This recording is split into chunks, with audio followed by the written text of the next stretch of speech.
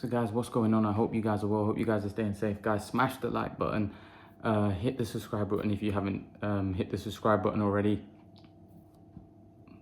Guys, I want to get straight into this topic. So guys, Billy Joe Saunders. Mr. Billy Joe Saunders has said he's going to retire from the sport of boxing if the Eubank fight doesn't happen. Very disappointing. Because what that tells me is he's got no hunger left for the sport. You know, Ray pointed this out in the live stream. I've got to give Ray a shout out because he did point this out. And he said that I don't think Billy Joe's got the hunger for the sport anymore. And he's not, I won't be surprised if he walks away. The fact that he's coming out and saying that I'm going to retire unless I get a Eubank fight. I don't know whether he looks at that and thinks that's an easy payday and it's, you know, it's a big fight. It's, you know, it's big money. And he probably thinks he beats Eubank easy. I think that's what he thinks. I don't think that, by the way. I think that fight's going to be hard for him, especially after, you know, the eye injury and stuff. I don't think that's going to be an easy fight, but I think he looks at it and thinks it's a lot more easier than some of the champions at 160 and 168.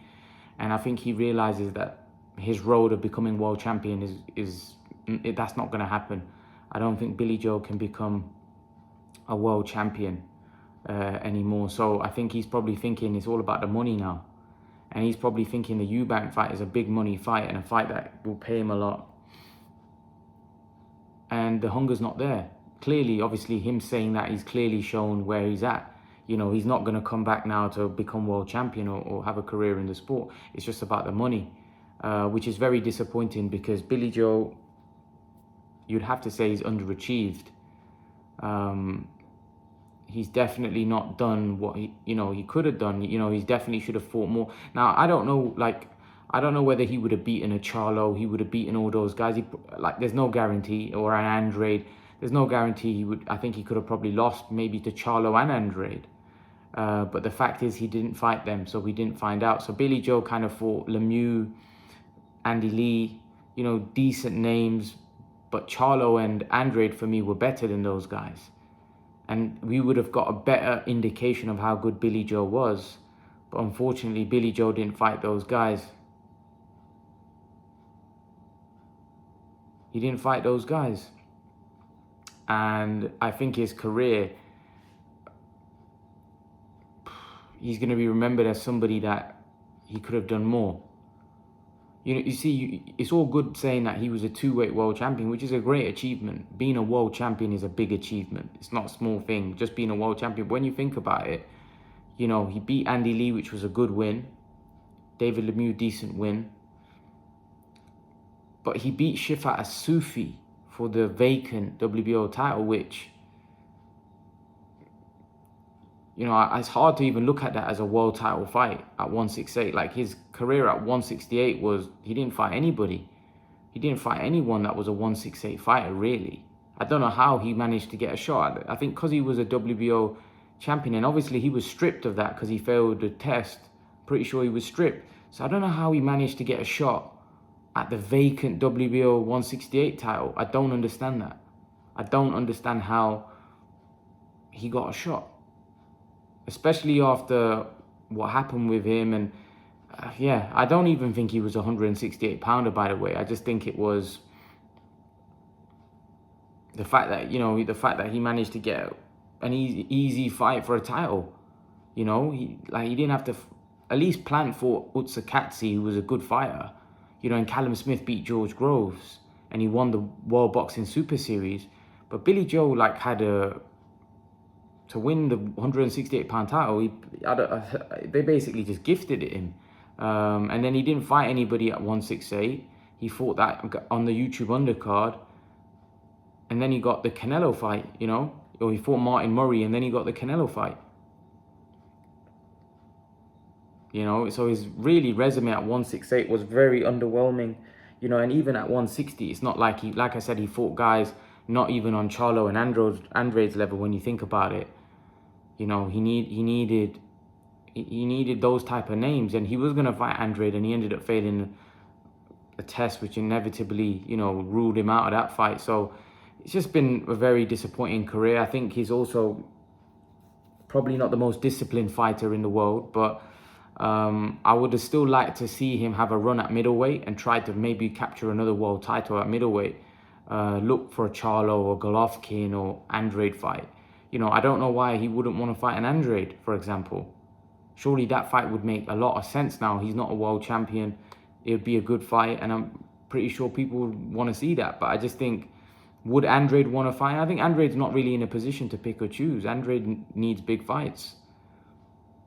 But I think the fact that Billy Joe is saying that he's going to retire unless it's a Eubank, I think tells you where he's at and where his mindset's at. He's already thinking about retirement. He's already lost the hunger for the sport.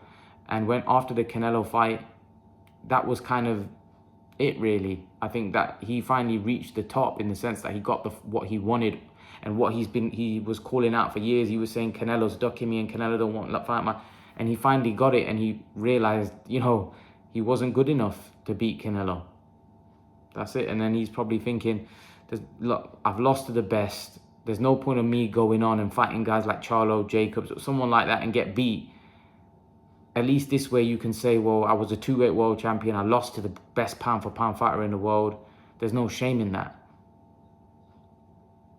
You know, and I feel like a lot of fighters did that. Like Ricky Hatton, you know, even though Ricky Hatton had a better resume than Billy Joe, you know, his resume wasn't the greatest either. And what I mean by that is that he was fighting a lot of guys that were past their prime or weren't that great. And then finally, when he stepped up against Mayweather and Pacquiao, it didn't end too well. And I think there was warning signs for Ricky Hatton prior to that. Like I personally had him losing the fight to Collazo, you know, so there was warning signs for Hatton. And, you know, Mayweather and, you know, we saw what happened in the Mayweather and Pacquiao fight. But he really, if you look at Hatton, he didn't fight. Like he didn't have a Marquez on his record. He didn't have De La Hoya, Cotto, you know, some of the great fighters that were around at that time, Zab Judah. You know, he didn't really have any of those names on his record. But he had a 36-year-old Costa Zoo. He had some other, Castillo again was past his prime. You know, Urango, Lascano, these were, you know, not stellar names, you know, if you know what I mean. So there's been a lot of fighters that have done that, you know, kind of had easy competition and then jumped up with a pound-for-pound best, lost, and then a lot of British fighters seem to do that. Disappointing. Like I said, I think Billy Joe could have done a bit more because I still think that he was good enough. Because I do doubt how good Charlo and Andrade are. I do doubt how good they are. So Billy Joe may have been able to beat them. Especially Billy Joe's style would have caused Charlo all kinds of trouble. Would Charlo have gotten to him? Possibly. Who knows? That would have been a good fight, though. When you think about what Korobov did to Charlo, maybe Billy Joe could have outboxed him. But the fact is that obviously we didn't find out. We didn't find out because, you know, the fights didn't happen. It's disappointing. It's disappointing because I think Billy Joe could have done a lot more in the game. And maybe when he's older, 10, 12 years time, he'll probably kick himself and think that I could have done so much more. You know, but the main thing is that he's in a position now where he doesn't really care because financially he's well off. He's made a lot of money from that Canelo fight. And he's thinking, I haven't got the hunger to really get myself back in position for a title shot. If I get a Eubank fight, it's a big fight. It's a fight that I can get up for. It's a fight that, you know, there's needle there and it's a big payday. So I'll get up for that. But getting myself in position to fight for a world title, he probably can't be asked to do that. So he's probably thinking, let me just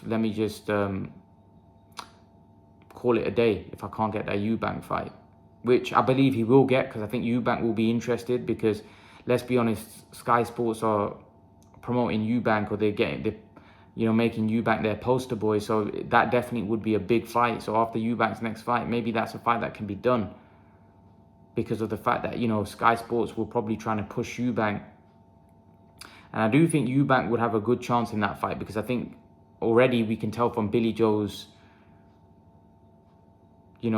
comments that he's looking at retirement. He's got one foot in retirement. So there's a good chance. Whereas Eubank, one thing about Eubank, he lives the life. He lives in the gym. You know, there's a good chance Eubank might be able to beat Billy Joe. because of the fact that Billy Joe maybe he's got, like I said, got one foot in retirement. So I think this would be a great chance for Eubank to avenge that loss and then beat a former world champion like Billy Joe. That would definitely enhance his credibility, and who knows, that might result in a big fight. But let's see, man. Let's see what Billy Joe decides to do. I'd love to see Billy Joe fight on and get himself back into a title position, fight a Charlo, Golovkin, Andrade. You wouldn't favor him in any of those fights now, because especially after the injury he suffered against Canelo, and even if he was at his best, you'd have to say that, you know, some of those, he may not beat those guys. So, you know, there would have been good fights. There would have been good 50-50 fights. So Golovkin wouldn't have been a 50-50 fight, but Andrade and Charlo, because they're kind of unproven themselves. Even though I do think Charlo has a better resume. I think Charlo's beaten Trout. Charlo's beaten some decent names, especially at 154. So I think that would have been a good fight. I think the Andrade fight would have been. I think Charlo struggles against Billy Joe's type of style, but I think Andrade would have been a difficult fight for Saunders, because I think Andrade's just a bigger version of Billy Joe, and I think he's a little bit more spiteful. So that would have been a tough fight for Billy Joe.